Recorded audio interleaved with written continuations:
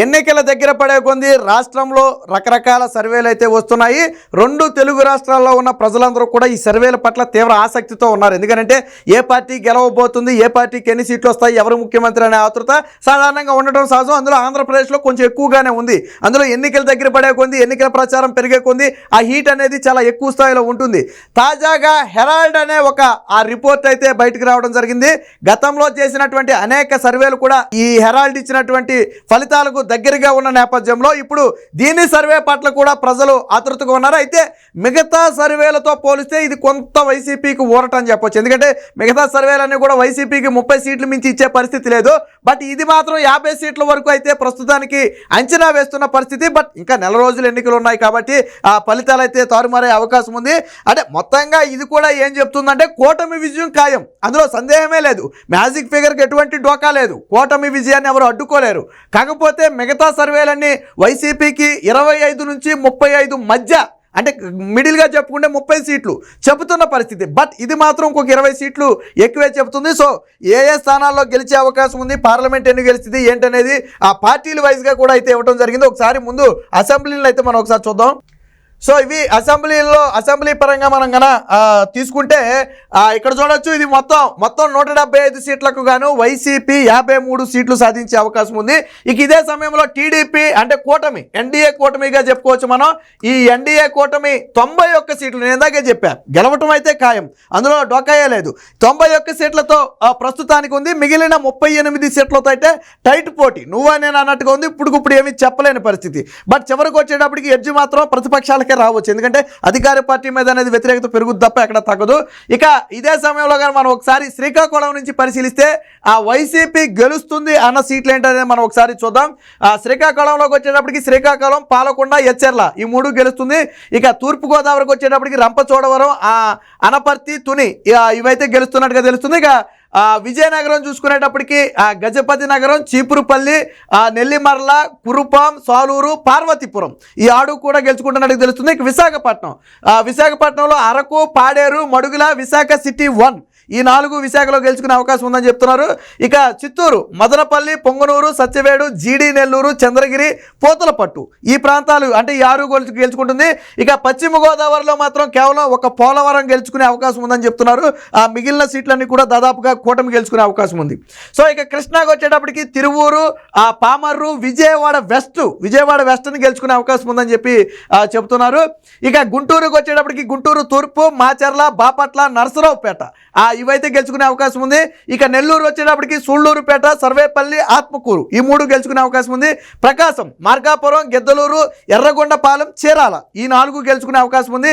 ఇక కడప, జగన్మోహన్ రెడ్డి సొంత ఇలాకాకి వచ్చేటప్పటికి మనం పులివెందల, కమలాపురం, బద్వేలు, అలాగే జమ్మలమడుగు, రాయచోటి, రైల్వే కోడూరు, కడప ఈ 7 ప్రాంతాలను గెలుచుకునే అవకాశం ఉందని చెప్తున్నారు. అంటే బహుశా ప్రతిపక్షాలు 3 ప్రాంతాలు గెలుచుకోవచ్చు. ఇక అనంతపురం వచ్చేటప్పటికి మడకశిర, ధర్మవరం ఈ 2 మాత్రమే గెలుచుకునే అవకాశం ఉంది. ఇక కర్నూలులో మళ్ళీ పర్లేదు. మంత్రాలయం, ఆదోని, శ్రీశైలం, పాణ్యం, ఆలూరు, ఎమ్మగనూరు, కోడుమూరు. సో ఇవి మొత్తంగా వైసీపీ గెలుచుకునే స్థానాలు ఏంటంటే మొత్తంగా కూడా మనం ఇవిగా చెప్పుకోవచ్చు. ఇదే పరిస్థితిలో కూటమి, ఎన్డీఏ కూటమి లేదా తెలుగుదేశం పార్టీ ఏదైనా అనుకోండి. సో వీళ్ళు గెలిచే స్థానాలు ఏంటనే మనం ఒకసారి కన్నా పరిశీలిస్తే ఒకసారి శ్రీకాకుళంకి వచ్చేటప్పటికి టెక్కలి, ఇచ్చాపురం, ఆముదాల వలస. టెక్కలి అంటే బహుశా టీడీపీ రాష్ట్ర అధ్యక్షులు అచ్చెన్నాయుడు గారి ఇలాకా. సో ఈ 3 గెలిచే అవకాశం ఉంది. ఇక విజయనగరం, బొబ్బిలి, శృంగవరపుకేట 3 కూడా కూటమి గెలుస్తుంది. ఇక విశాఖపట్నంలో మెజార్టీ సీట్లను అయితే కూటమి కైవసం చేసుకుంటుంది. అనకాపల్లి, పెందుర్తి, యలమంచిలి, భీమిలి, గాజువాక, విశాఖ తూర్పు, చోడవరం, విశాఖ పశ్చిమ. సో ఈ ప్రాంతాలు మొత్తం కూడా గెలుచుకుంటుందని చెప్పి కూటమి గెలుచుకుంటుందని చెప్తున్నారు. ఇక తూర్పుగోదావరిలో మెజారిటీ దాదాపుగా మొత్తం సీట్లన్నీ కైవసంలాగా ఉంది. ఇక్కడ Rajahmundry city, Rajahmundry rural, Jaggampeta, Kakinada city, Mummidivaram, Kothapeta, Amalapuram, Mandapeta, Peddapuram, Pithapuram, Kakinada rural, Razole, P Gannavaram, Amudalavalasa. So P Gannavaram అంటే మొన్న గతంలో మహాసేన రాజేష్కి ఇచ్చిన తర్వాత మళ్ళీ జనసేన కేటాయించిన సీటు. సో ఇవి ఇక్కడ గెలుచుకునే అవకాశాలు. ఇక పశ్చిమ గోదావరి, సాధారణంగా ఇక్కడ గోదావరి జిల్లాల్లో ఏ పార్టీ జోరైతే కొనసాగుతుందో దాదాపుగా అదే పార్టీ రాష్ట్రంలో అధికారంలోకి వస్తుంది అనేది ఒక నానుడి. సో 2014లో అదే జరిగింది, 2019లో అదే జరిగింది, 2024లో కూడా అదే జరగబోతుంది. సో ఇక్కడ తూర్పుగోదావరి దాదాపు కైవసం చేసుకున్నారు. ఇక పశ్చిమ గోదావరి 15 సీట్లకు గాను దాదాపు 12 సీట్లు అయితే గెలుచుకుంటుంది. మిగిలిన టైట్ పోటీలో ఉన్నట్టున్నాయి. ఒక పోలవరం మాత్రం వైసీపీ అని ఇందాకే చెప్పారు. సో ఏలూరు, ఉండి, పాలకొల్లు అంటే నిమ్మల రామానాయుడు. సో తణుకు, గోపాలపురం, కొవ్వూరు, చింతలపూడి, నిడదవోలు, భీమవరం, నరసాపురం, తాడేపల్లిగూడెం, ఆచంట ఇవి మాత్రం కూటమి అయితే క్లియర్ కట్గా కైవసం చేసుకుంటుంది. ఇక కృష్ణా జిల్లా, కృష్ణాలో కూడా మెజార్టీ సీట్లు అయితే కైవసం చేసుకుంటున్నారు. పెనమలూరు, గన్నవరం, పెడాన, మచిలీపట్నం, నందిగామ, మైలవరం, జగ్గయ్యపేట, విజయవాడ తూర్పు, విజయవాడ సెంట్రల్, అవనిగడ్డ. సో ఇక్కడ గన్నవరం అంటే ఏదైతే వల్లభనేని వంశీ ఉన్నాడో ఆ స్థానాన్ని కూడా ఇప్పుడు తెలుగుదేశం పార్టీ కైవసం చేసుకుంటుంది కూటమి. ఇక ప్రకాశం, అద్దంకి, పరచూరి, సంతనూతలపాడు, ఒంగోలు, కొండేపి, కనిగిరి, కందుకూరు, ప్రకాశం జిల్లాలో కూడా మెజార్టీ స్థానాలు అయితే కూటమి కైవసం చేసుకుంటుంది. ఇక గుంటూరులో కూడా దాదాపు మెజార్టీ స్థానాలు కూటమి కైవసం చేసుకుంటుంది.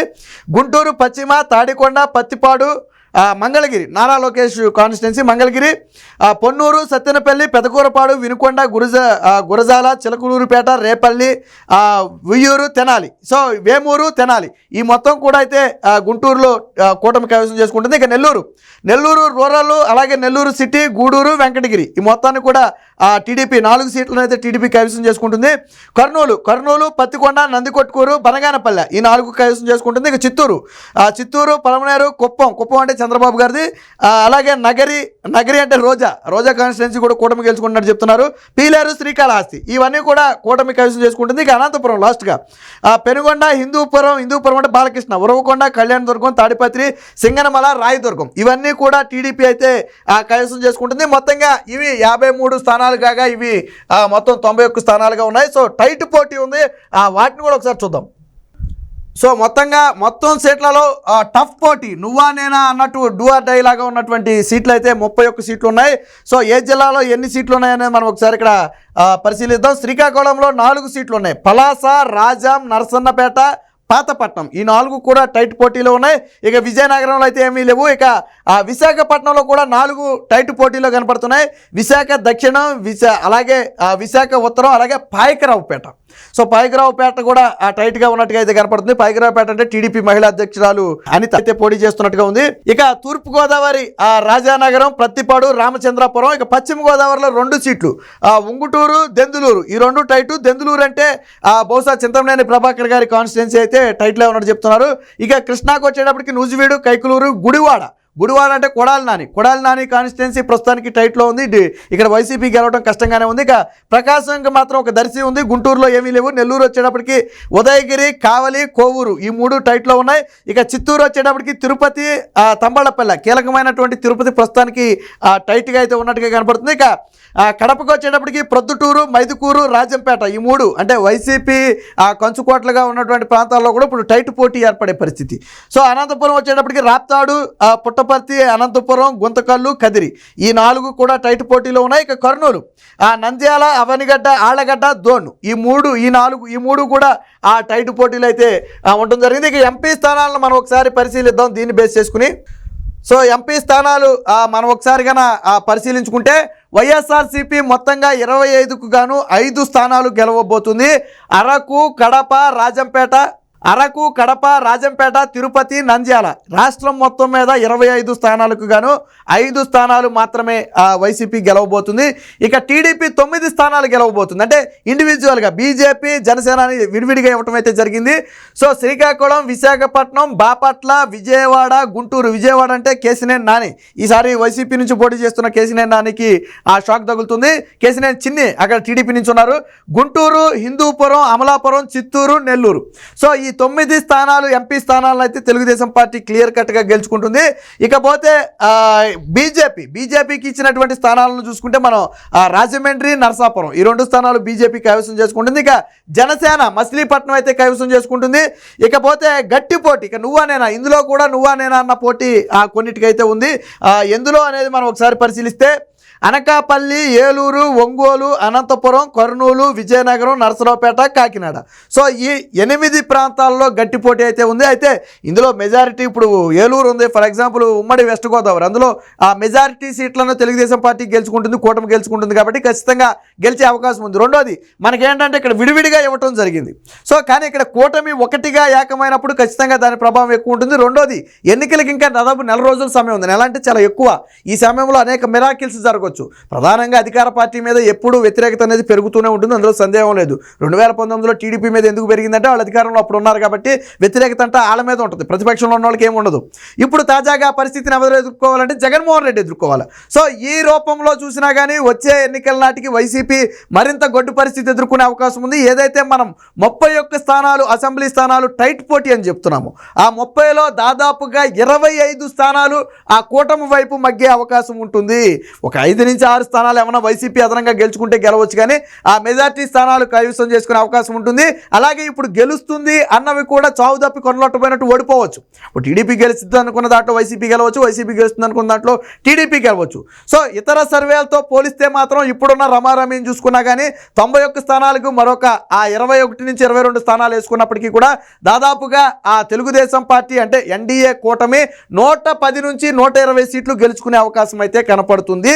దాదాపు 50 నుంచి 60 సీట్ల మధ్యలో వైసీపీ అయితే గెలిచే అవకాశం ఇప్పుడున్న సర్వే ప్రకారం. బట్ ఎన్నికలు దగ్గర పడే కొంది ఈ సర్వే అయితే పెరుగుతుంది. అయితే పార్లమెంట్లు మాత్రం వైసీపీ 5 నుంచి 6, నేషనల్ సర్వేస్ కూడా 7 సీట్లు ఇచ్చాయి. ఇంచుమించు ఇది కూడా దాదాపు అదే చెప్తుంది. ఒక 5 సీట్లు ఆల్రెడీ గెలుచుకుంటున్నారని చెప్తుంది. పోనీ టైట్ పోటీలో ఒక 2 సీట్లు కైవసం చేసుకుంటే చేసుకోవచ్చు.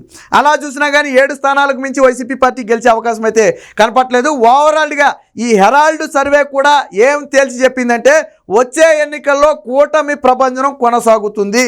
అటు పార్లమెంట్లు కానివ్వండి, ఇటు అసెంబ్లీ స్థానాల్లో కానివ్వండి, ఈ కూటమికి ఎదురే లేదు. ఆ ఎన్డీఏ కూటమి భారీ విజయం సాధించబోతుందని అయితే చెప్తున్నాయి. ఇప్పుడు ఈ సర్వేనే రాష్ట్ర వ్యాప్తంగా కూడా సంచలనంగా మారింది.